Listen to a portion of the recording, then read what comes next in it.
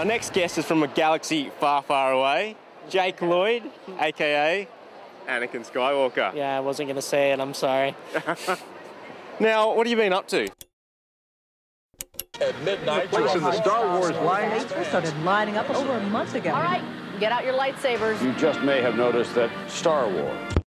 Après la fin de l'épisode 6 réalisé par Richard Marquand et sorti en 83, la licence Star Wars décide de prendre une petite pause assez bien méritée. Une pause que George Lucas utilisera pour commencer à mettre en place ses idées de préquels concernant les événements de la trilogie, notamment sur comment est né l'Empire, mais surtout sur la descente aux enfers de celui qui deviendra Dark Vador, Anakin Skywalker. Pendant que l'univers étendu de son côté continue l'histoire de Star Wars avec divers romans, comics, etc., George Lucas, en 1994, décide de se mettre au travail sur plusieurs scénarios possibles pour ce retour au cinéma. Mais surtout, il décide par lui-même de revenir en tant que seul réalisateur, contrairement à l'époque où il avait laissé Irving Kershner réaliser l'épisode 5, qui est pour beaucoup à ce jour le meilleur Star Wars, et pour l'épisode 6, comme dit au début, c'est Richard Marquand qui s'est chargé principalement de la réalisation. Cette fois-ci, Lucas voulait réaliser lui-même ses films, notamment pour éviter les gros soucis entre réalisateurs qu'il avait connus auparavant, mais aussi pour gagner du temps. En réalité, c'était surtout parce qu'à l'origine, il ne voulait pas forcément réaliser le film et avait dans l'idée de donner la réalisation soit à Steven Spielberg,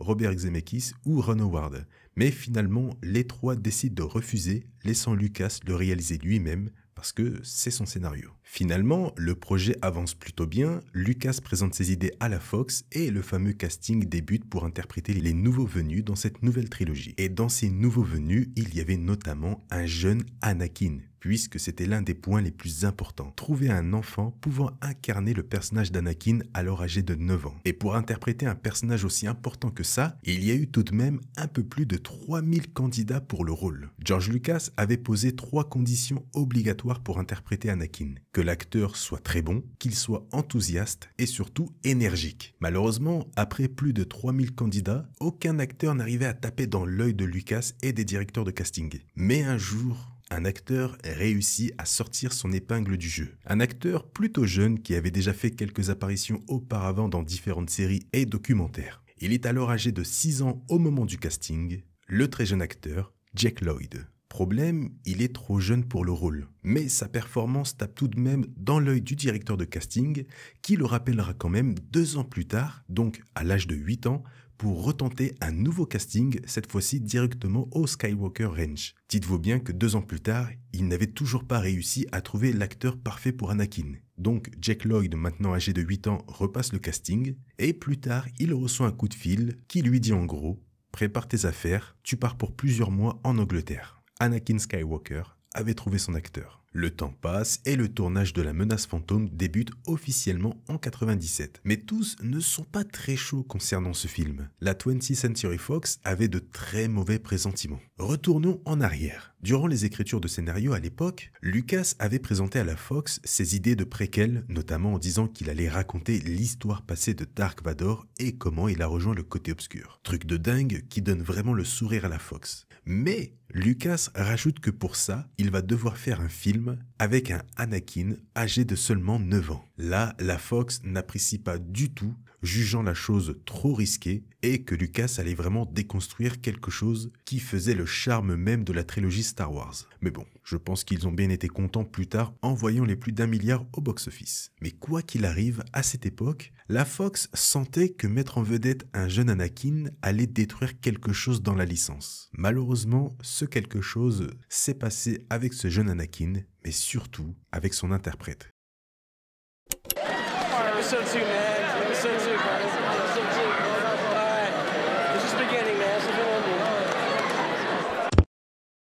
Le film le plus attendu de son époque sort, et là, c'est la douche froide pour une grosse partie des fans de la licence. Star Wars La Menace Fantôme est critiqué de toutes parts, que ce soit par les critiques ciné de l'époque, les magazines et surtout les fans de la licence. Ce qui était principalement dit et reproché sur le film, c'est qu'il était très ennuyeux, qu'il avait une mauvaise gestion des acteurs et de leur dialogue, qu'il était mal rythmé, notamment avec toutes ces scènes surcoruscantes en rapport avec la politique, un méchant sans aucune personnalité par rapport au célèbre Vador, certaines explications totalement incohérentes par rapport à la trilogie, etc. C'est d'ailleurs de là que vient le fameux gros débat des médichloriens. Après la sortie de La Menace Fantôme, certains qualifiaient ce film comme une tache sombre sur l'héritage de Star Wars, et George Lucas gagnera en prime pour beaucoup la fameuse réputation d'être un très mauvais réalisateur. Mais là où ça frappait bien plus fort, c'était du côté de certains acteurs du film. Il y avait notamment d'ailleurs Natalie Portman, qui avait vraiment une dent envers Star Wars, mettant en cause la prélogie qui avait failli enterrer sa carrière d'actrice, parce qu'elle avait malheureusement acquis l'étiquette d'une très mauvaise actrice à cause de ça. Et donc, plus personne ne voulait travailler avec elle pendant un petit moment.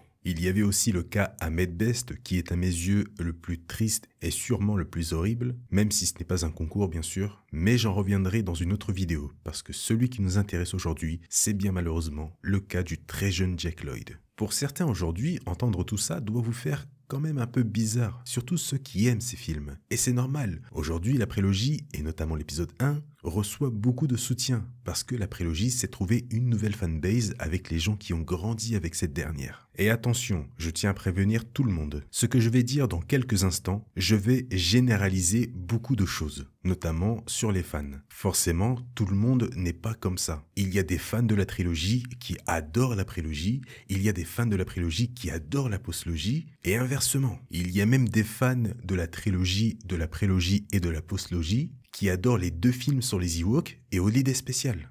Ils sont plutôt rares, mais ils sont tout de même présents. Donc, tout ça pour vous dire que je vais beaucoup généraliser. Ne vous sentez pas visé par ce que je vais dire, j'en ai juste besoin pour mon schéma. Je reprends. Comme dit juste avant, la prélogie s'est trouvé une nouvelle fanbase avec les gens qui ont grandi avec cette dernière. Cette nouvelle fanbase a eu son Star Wars à défendre contre les puristes de l'époque qui étaient pour certains vraiment horrible. Et aujourd'hui, la prélogie est incroyable pour beaucoup. Et je pense que cette situation n'est pas sans vous rappeler ce que vit actuellement la postlogie. Les puristes d'antan qui se battaient contre les fans de la prélogie ont seulement été remplacés par ces mêmes fans qui sont devenus des puristes contre les fans de la postologie. Tout ça n'est qu'un changement de place et un cercle vicieux. Comme je l'ai déjà dit plusieurs fois, la postlogie n'est qu'une prélogie d'aujourd'hui. Et plus tard, ce sera à son tour d'être idolâtré, puisque la postlogie, comme l'a fait la prélogie, va se trouver une nouvelle fanbase. Une fanbase qui va grandir avec cette nouvelle trilogie. Et de toute façon, vous pouvez le voir, ça commence déjà. Bien sûr, il restera toujours des personnes qui détesteront. Il y a toujours des personnes qui détestent la prélogie. Mais on les entend beaucoup moins, puisqu'au bout d'un moment, Star Wars continuera avec et sans nous.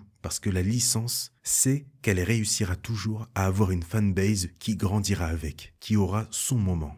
Mais revenons au très jeune Jake Lloyd. Je vous ai parlé juste avant de Natalie Portman qui était qualifiée de mauvaise actrice à cause de Star Wars. Et bien pour beaucoup à l'époque, l'un des plus gros points noirs du film, avec Jar Jar, c'était malheureusement le jeu d'acteur de Jake Lloyd. Une grande partie des critiques à l'époque s'étaient rassemblées pour défoncer l'acteur sur sa manière de jouer. Certaines étaient tellement fortes qu'un jour, Ron Howard enverra une lettre à un critique ciné en lui disant en gros que c'était qu'un gosse de 10 ans et qu'ils allaient beaucoup trop fort dans leurs mots. La fanbase en faisait partie en pointant notamment du doigt, et j'ai jamais réellement compris pourquoi, la voix de l'acteur qu'il trouvait insupportable avec les dialogues qu'il devait dire, mais surtout ce qui était remis en cause encore une fois, c'était vraiment son jeu d'acteur en général qui était horrible pour beaucoup. Il y avait aussi un autre problème que beaucoup reprochaient à Jake Lloyd, c'était tout simplement les répliques qu'il avait à dire lors de ses scènes. Pour beaucoup à cette époque, Jake Lloyd n'était pas digne d'interpréter un personnage aussi important qu'Anakin. Et certains avaient même trouvé un surnom aujourd'hui qui est encore utilisé, et ça je vais pas vous le cacher, je ne le savais même pas,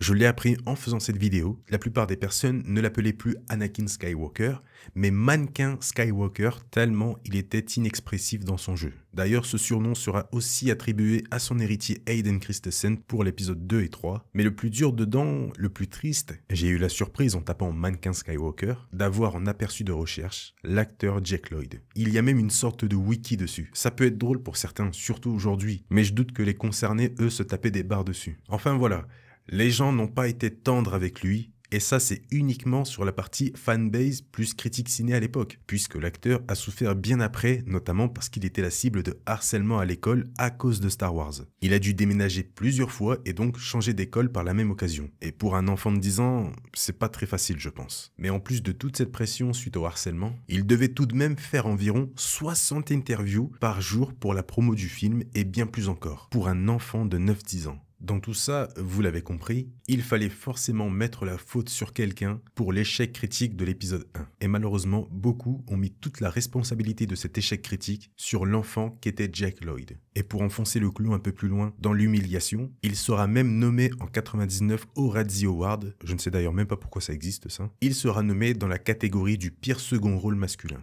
D'ailleurs, Hayden Christensen et Natalie Portman feront aussi partie des Razzie Awards. Encore une fois, je me répète, mais je ne comprends toujours pas l'utilité de cette cérémonie et de ses récompenses. Finalement, un jour, après tout ce qu'il a pu subir, Jake Lloyd en a eu marre et en a beaucoup voulu à George Lucas de ne pas avoir fait en sorte de satisfaire les fans. Il reviendra tout de même dans le rôle d'Anakin pour quelques jeux basés sur l'épisode 1, sûrement par obligation via un contrat que par envie. Et après cela, il claquera définitivement la porte à Star Wars. Et en 2001, malheureusement, il tournera complètement le dos au cinéma. Il développera d'ailleurs une certaine haine des caméras pointées sur lui au bout d'un moment. It was cool. It was red carpet experience. I'm not a big fan of cameras anymore. Malgré tout ça, il prendra tout de même la peine de participer à quelques conventions pour faire plaisir à ceux qui l'appréciaient. Parce que oui, il y en avait. Malheureusement, ceux qui ne l'aimaient pas criaient bien plus fort. People would assume that I was just going to go to high school and do nothing afterwards. It's not true. Dans tout ça, malheureusement, l'acteur n'aura que très peu de soutien dans cette aventure. Il y avait forcément ses proches et quelques autres personnes, je l'espère parce que sinon c'est très grave. Comme je l'ai dit plus tôt, il y avait notamment Ron Howard qui s'était fait repérer en prenant la défense de l'acteur via une lettre envoyée à un site de critique à l'époque qui avait totalement descendu Jake Lloyd. Mais celui qui défendra cœur et âme Jake Lloyd, c'est notre cher Luke Skywalker, Mark Hamill. I'm still angry about the way they treated Jake Lloyd. He was only 10 years old, that boy, and he did exactly what George wanted him to do. Believe me, I understand clunky dialogue. Encore une fois, ce n'est pas un concours, mais Mark Hamill est vraiment l'une des personnes qui a toujours fait en sorte de protéger Jake Lloyd contre toutes les critiques qu'il recevait, et ça encore aujourd'hui. Il y a une certaine ironie dedans, de voir que c'est un acteur de la trilogie originale qui vient protéger un acteur de la prélogie. Et c'est une image assez forte, puisque quand vous vous battez, vous, pour protéger votre trilogie préférée face à une autre, en chiant sur les autres et en chiant sur sa trilogie et les acteurs, dans la vraie vie, trilogie différente ou pas, ils se soutiennent quoi qu'il arrive. La guerre est uniquement dans la tête de certains, mais elle ne l'est pas dans la tête des acteurs, ne l'est pas dans la tête de George Lucas, de J.J. Abrams, de Rian Johnson, etc. Elle est uniquement dans votre tête. Mark Hamill sait comment fonctionne la communauté Star Wars, et il sait à quel point une partie est vraiment horrible. C'est pour ça qu'il n'a jamais hésité à prendre la défense des acteurs harcelés par eux. Il sait ce que Jake Lloyd a vécu. D'ailleurs, je pense que vous le savez, il prendra des années plus tard la défense de Kelly Marie Tran, harcelée elle-même par les fans de Star Wars. Autre ironie de la chose, Hayden Christensen soutiendra même Kelly Marie Tran sur ce coup, parce qu'il sait ce que ça fait. Il a vécu la même chose à l'époque.